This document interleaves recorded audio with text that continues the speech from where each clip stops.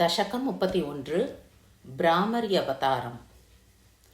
कच्चिल् पुरामन्त्रमुदीर्य गायत्री इति प्रसिद्धं दिदिजोरुनाक्यः चिराय कृत्वा तप आत्मयोनेः प्रसादितादापवरान् पूर्वान् स्त्रीपुंभिरस्त्रैश्चरणे द्विपातैः चतुष्पदैश्चाप्युभयात्मकैश्च अवध्यतां देव पराजयं च लब्ध्वा सतृप्तो दिवमाससाद रणे जिता दैत्यभयेन लोकपालैः सह स्वपतानि हित्वा देवाधृता प्राप्य शिवं रिपूनां सम्यक् वदोपायमचिन्तयंश्च तदा भवत्काप्य शरीरिणी वाक् भजेत देवीं शुभमेव स्यात् दैत्योरुनो वर्धयतीह गायत्र्युपासनेनात्मबलं त्वदृश्यम्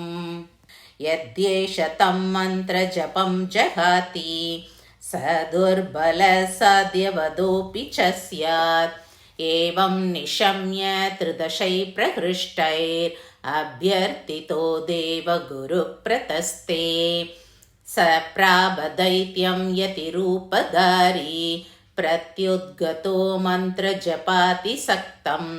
स्मितार्त्रमूचे कुशली स बन्धुमित्रो भवान् किं जगते कवीर दैत्यस्य ते मन्त्रजपेन किं यो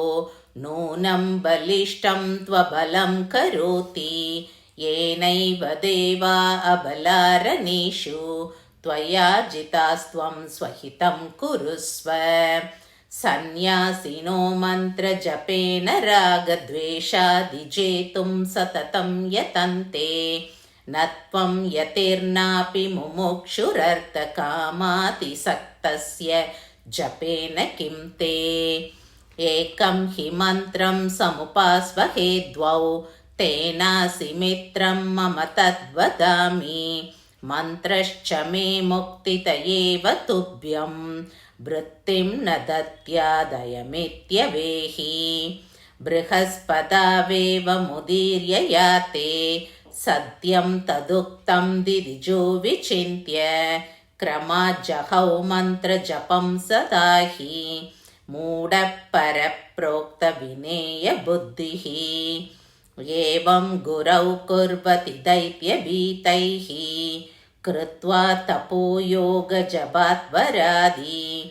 जाम्बूनदेश्वर्यमरैस्तुता त्वं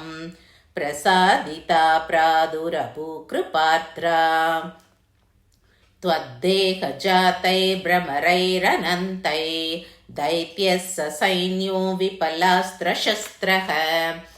दष्टो हतस्त्वं च नुति प्रसन्ना पश्यत्सु देवेषु तिरोहिता भूः सर्वमङ्गलमाङ्गल्ये शिवे सर्वार्थसाधिके शरण्ये त्र्यम्बके गौरी नारायणि नमोऽस्तु ते स्वदेहतो वै भ्रमरान् विधात्री त्वं भ्रामरीति प्रतिता जगत्सु अहो विचित्रास्तव देवि लीलाः नमो नमस्ते भुवनेशि मातः